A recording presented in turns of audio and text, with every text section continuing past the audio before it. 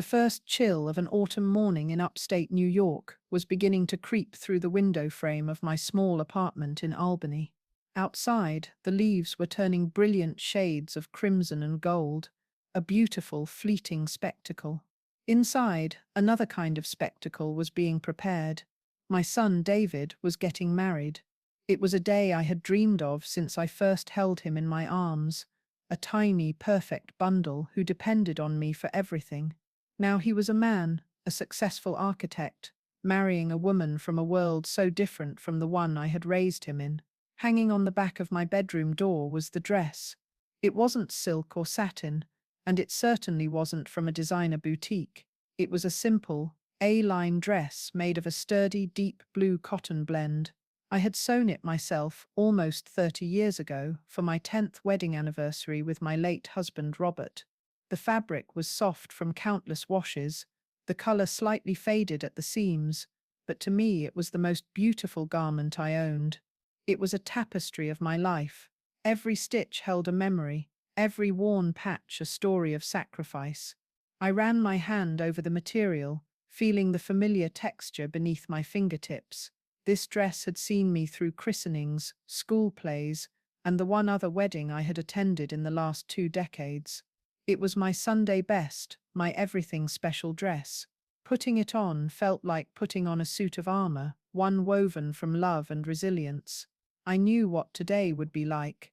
I had met Jessica's family. They were polished, wealthy. Their world was one of country clubs, European vacations, and casual luxury. My world was one of carefully balanced budgets, second-hand furniture, and the quiet pride of making ends meet. The invitation had been embossed on cardstock so thick it felt like a tiny cutting board. The Prescott Montgomery wedding, it announced, at a vineyard an hour outside the city that I knew, from a quick, heart-stopping Google search, cost more to rent for a day than I made in a year. Jessica, my new daughter-in-law, had tried to gently steer me towards a shopping trip. "Helen, we could go to the mall next weekend," she'd suggested a month ago over a tense coffee. "My treat. We need to find you something appropriate, something that fits the color scheme." Her words, though coated in sweetness, had a sharp edge, appropriate, as if my entire existence was somehow inappropriate for her perfectly curated event. "That's very kind of you, Jessica," I had said, my smile feeling tight on my face. "But I already have the perfect dress." She had dropped the subject, but a flicker of annoyance had crossed her face. It was the same flicker I saw whenever I brought over my homemade lasagna instead of a store-bought gift, or when I mentioned the community garden where I spent my weekends. It was a look that said, how quaint, how simple, how lacking. David, my sweet David, was caught in the middle. "Mom, Jessica's just excited," he'd explained later on the phone. "Her parents are a little intense about appearances. Just try to get along, for me." "Of course, honey," I'd promised. "I'm just so happy for you," and I was. Seeing him happy was the only thing that had ever mattered. It was the reason I worked 2 jobs for 15 years after Robert passed away, leaving me with a mountain of medical debt and a 10-year-old boy to raise. One job as a seamstress at a local dry cleaner, my fingers nimble and sure, and another as a night shift waitress at a 24-hour diner, my feet aching but my spirit resolute. Every dollar I earned was divided, a portion for rent, a portion for bills, and the largest portion for the David Fund. That fund was for baseball camp, for his first car, a beat-up but reliable sedan, for the SAT prep courses that got him into a top-tier university, and for the tuition that followed. My own needs were an afterthought. New clothes were a luxury I couldn't afford and didn't desire. My joy came from seeing him succeed, from knowing that my sacrifices were paving his way to a life better than my own. As I zipped up the blue dress, the familiar fit was a comfort.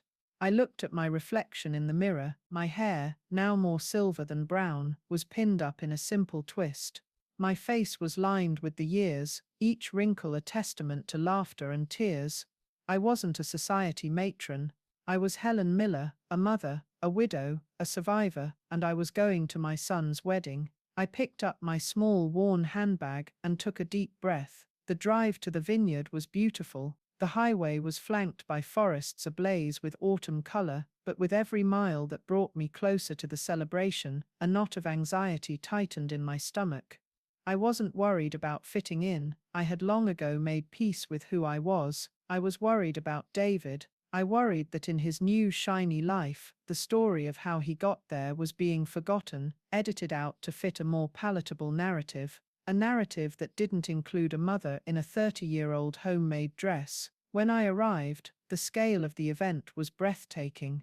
Valets in crisp uniforms hurried to open car doors. A string quartet was playing softly on a manicured lawn overlooking rows and rows of grapevines. Guests milled about, sipping champagne, their attire a dazzling display of designer labels and sparkling jewelry. It was like a scene from a movie, and I felt like an extra who had wandered onto the wrong set. I handed my keys to the young valet, who gave my modest car a look of faint surprise before his professional mask slipped back into place. As I walked towards the entrance of the main hall, I felt the first wave of scrutiny. It wasn't overt, not at first. It was in the way a woman's gaze lingered on my dress for a second too long, the slight, almost imperceptible widening of her eyes before she turned back to her conversation. It was in the way a group of younger guests fell silent as I passed, only to resume their chatter in hushed tones behind me. I held my head high. I was here for David. That was my mantra. I found my seat, thankfully not at the main family table, but one adjacent to it. It was a small mercy. From there I could see David at the head of the room, looking impossibly handsome in his tuxedo, a nervous but radiant smile on his face. And beside him, Jessica, a vision in white lace, looking every bit the princess in her fairy tale. My heart swelled with a complicated mix of pride and a deep, aching sadness. He was happy. That was all that mattered. But as I sat there, a ghost from a simpler past, I felt a chasm opening between his world and mine, wider and deeper than it had ever been before. And I knew, with a certainty that chilled me to the bone, that the dress was not just a dress, it was a symbol, and today it was going to be a problem. The ceremony was beautiful, held under a grand oak tree as the afternoon sun cast long golden shadows across the lawn. David's vows were heartfelt, and when he looked at Jessica, his eyes shone with a genuine, powerful love that momentarily washed away all my anxieties. For those few minutes, I wasn't Helen Miller, the out-of-place mother. I was just a mom, watching her son embark on the greatest journey of his life. My heart overflowing, I dabbed at my eyes with a tissue, a silent, happy tear tracing a path down my cheek. But the moment the officiant pronounced them husband and wife, and they walked back down the aisle, reality came rushing back in. The reception moved into a grand barn-like hall with soaring ceilings, exposed wooden beams wrapped in twinkling fairy lights, and tables groaning under the weight of elaborate floral arrangements. The air smelled of expensive perfume and roasted duck. It was overwhelming. I found my table again, settling in next to a distant cousin of the bride's father, and an elderly couple who were old business associates of his. They were polite but distant, our attempts at small talk fizzling out like damp fireworks. Their world of stock portfolios and trips to the Bahamas was as alien to me as my world of mending seams and counting tips was to them. The real discomfort began when the bridal party made their entrance. They were a loud, boisterous group, all gleaming teeth and confident laughter. As they passed my table, I heard it clearly. It was one of the bridesmaids, a tall blonde named Tiffany, whom I'd met briefly at the rehearsal dinner. "Oh my God, did you see the mother of the groom's dress?" she whispered to the groomsman on her arm, her voice a stage whisper designed to be overheard. "I think my grandma has that same tablecloth." The groomsman snickered, a low, cruel sound. "Seriously, you'd think she'd at least try. It's her son's wedding." My hands clenched in my lap, my knuckles turning white. I stared down at my plate, at the artfully arranged microgreens and dollop of puree. My appetite vanished. It wasn't just a comment, it was a judgment, a verdict on my entire life. delivered with a casual, smiling cruelty. I wanted to stand up, to say something, to defend myself. But what would I say? That this tablecloth paid for the education that allowed my son to stand in the same room as them. That the reason I didn't try was because for 20 years all my effort had gone into him. They wouldn't understand. To them it was just a joke. To me it was my entire history being mocked. I risked a glance at the head table. Jessica was laughing at something her own mother, Margaret, was saying. Margaret was the epitome of refined elegance, dressed in a muted silver gown that probably cost more than my car. She caught my eye for a moment, and her smile didn't quite reach her eyes. It was a look of polite, pitying dismissal. I was the inconvenient, slightly embarrassing relative they had to tolerate for the day. My son David seemed oblivious. He was caught up in the whirlwind of his own happiness, greeting guests, kissing his new wife, his face flushed with champagne and joy. How could he notice the subtle currents of contempt in the room when he was the sun around which everything orbited? I didn't blame him, but it still hurt. It felt like I was behind a pane of glass, watching my own son's life, unable to be truly a part of it. The meal progressed. Speeches were made. The best man told a series of funny, slightly inappropriate stories from David's college days. The maid of honor, Jessica's sister, gave a tearful, loving tribute to their perfect bond. All the while, I felt the whispers circulating. I could feel the stares. Every time someone's gaze swept over me, I imagined their thoughts. Poor woman, shabby dress. Doesn't she know any better? The wound deepened with every passing minute. It wasn't the poverty they were mocking that stung the most. It was the erasure. They saw a simple dress and assumed a simple mind, a simple life devoid of significance. They didn't see the nights I'd spent hunched over this very fabric, patching a small tear while waiting for David to come home from a late study session. They didn't see the quiet dignity in wearing something meaningful instead of something expensive. At one point, I excused myself to go to the restroom, just to have a moment of reprieve. As I was washing my hands, two of Jessica's cousins came in, reapplying their lipstick in the ornate mirror. "I just feel so bad for Jessica," one said, snapping her lipstick tube shut. "Having to deal with that." "I know," the other agreed, fluffing her hair. "Margaret must be mortified.